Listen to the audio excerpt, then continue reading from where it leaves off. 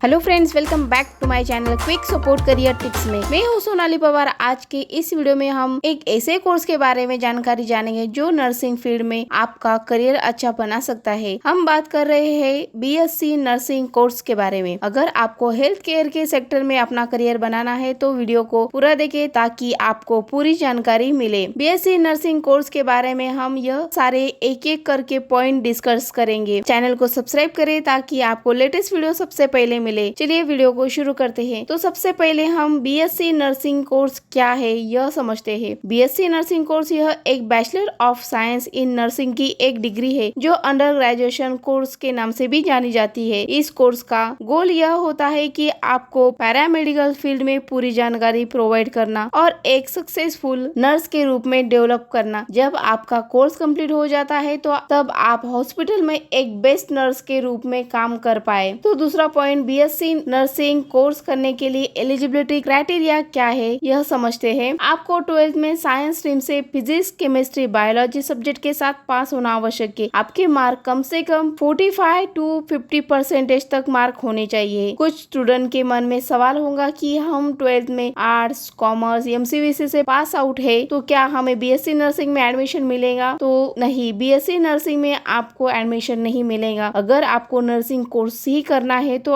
आपको ANM nursing course या फिर जीएनएम नर्सिंग कोर्स के लिए आप एडमिशन ले सकते हैं। बीएससी नर्सिंग कोर्स यह एक ग्रेजुएट नर्सिंग कोर्स है। इसमें स्पेशली साइंस के स्टूडेंट ही रिक्वायरमेंट होते हैं। अब हम आपका एडमिशन प्रोसेस के बारे में जानते हैं। आपका एडमिशन बीएससी नर्सिंग कोर्स में कैसे होगा? बीएससी नर्सिंग कोर्स में आपका एडमिशन यह मेरिट लिस्ट के बेस पर भी होता है और डायरेक्ट भी हो जाता है। आपको एडमिशन यह इंट्रेंस एग्जाम देकर अच्छे टॉप कॉलेजेस में आप एडमिशन ले सकते हैं। इंट्रेंस एग्जाम में आप AIIMS नर्सिंग, JIPMER, NEET जैसी इंट्रेंस एग्जाम आप देकर इंडिया के अच्छे टॉप कॉलेजेस में एडमिशन ले सकते हैं। यह कुछ इंडिया के अच्छे कॉलेजेस की लिस्ट है। इसमें से आप कोई भी एक कॉलेज सेलेक्ट कर सकते हैं। अच्छे कॉलेजेस से पास आउट होने पर आपके करियर के लिए आगे जॉब अपॉर्चुनिटी और काफी सारी अपॉर्चुनिटी आपको मिल जाती है। कुछ ऐसे कॉलेजेस है जो आपको डायरेक्ट भी एडमिशन प्रोवाइड करते हैं, तो उन कॉलेजेस में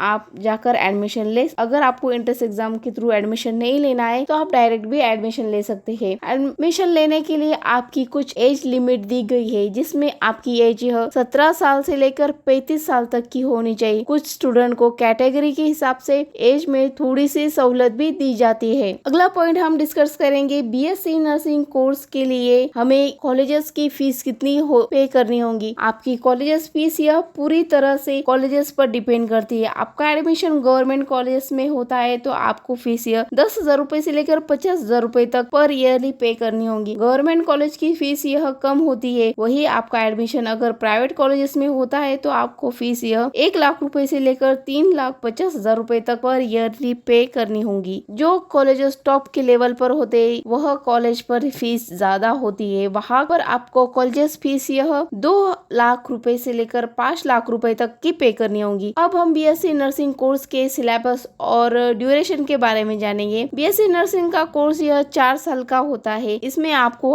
8 सेमेस्टर होते हैं। बीएससी के फर्स्ट ईयर में आपको सब्जेक्ट यह anatomy, physiology, nutrition, biochemistry, theory and practical, psychology, microbiology, introduction to computer, English, Hindi या फिर रीजनल लैंग्वेजेस के बारे में एक सब्जेक्ट होता है। सेकंड ईयर में आपको ये सब्जेक्ट यह sociology, pharmacology, pathology and genetics, medical, surgical nursing, community health nursing, communication and education technology. Third year में subject medical, surgical nursing, child health nursing, mental health nursing, midwifery and obstetrical nursing. Final year में आपके subject midwifery and obstetrical nursing, community health nursing, nursing research and statistic, midwifery and obstetrical nursing. यह 4 साल का nursing का course complete होने के बाद आगे आपको 1 साल के लिए इंटर्नशिप कंप्लीट करना जरूरी है। इंटर्नशिप यह आप किसी भी हॉस्पिटल या फिर एनजीओ में जाकर कंप्लीट कर सकते हैं। है। इंटर्नशिप से आपको प्रैक्टिकल नॉलेजेस के साथ साथ वर्क एक्सपीरियंस भी मिलेगा जो आपको जॉब के लिए मदद मिलेगी। अब हम आपको जॉब कहाँ मिलेंगी और सैलरी कितनी मिलेंगी यह जानते हैं। जॉब अपॉर्चुनिटी आपको अच्छी मिल जाती है। आपको गवर्नमेंट फील्ड में, गवर्नमेंट के हॉस्पिटल में आप स्टाफ नर्स, रजिस्टर्ड नर्स के रूप में काम कर सकते हैं। जॉब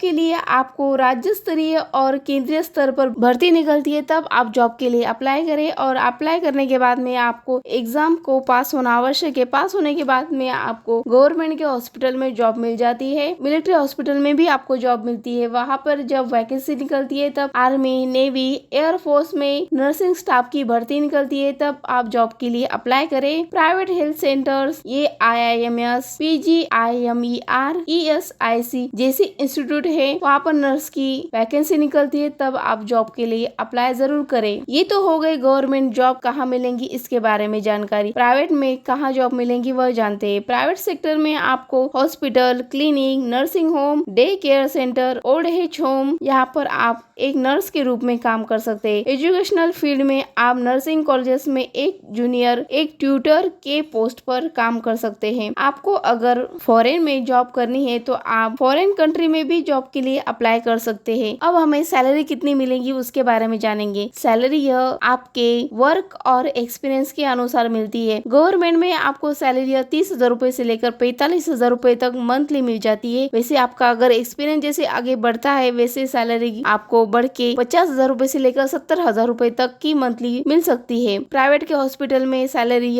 25,000 रुपए से लेकर 40,000 रुपए तक की स्टार्टिंग में मंथली सैलरी मिल जाती है। जैसे जैसे आपका एक्सपीरियंस बढ़ता है वैसे आपको सैलरी बढ़ के 50,000 रुपए से आगे भी मिल सकती है। आपका एक्सपीरियंस के साथ साथ आपकी पोस्ट स्पेशलाइजेशन के आधार पर भी जैसे आपकी सैलरी बढ़ती है वैसे आप ICU, ऑपरेशन थिएटर या फिर डिपार्टमेंट में काम करते हैं तो आपको सैलरी ज्यादा मिलती है। फॉरेन में US में सैलरी 45 लाख रुपए से लेकर 60 लाख रुपए तक के पैकेजेस में सैलरी मिलती है और UK में 25 लाख रुपए से लेकर 35 लाख रुपए तक के ईयरली पैकेजेस में सैलरी मिलती है। वैसे मिडिल ईस्ट में जैसे दुबई, कतर, सऊदी अरब में सैलरी 1 लाख रुपए से लेकर 3 लाख रुपए तक मंथली भी सैलरी मिल जाती है। आगे आप स्टाफ नर्स के रूप में जैसे senior nurse, ICU nurse, operation theatre nurse जैसे पोस्ट पर काम कर सकते हैं। आगे की पढ़ाई के लिए हमें करियर अपॉर्चुनिटी क्या मिलती है तो आप आगे की पढ़ाई के लिए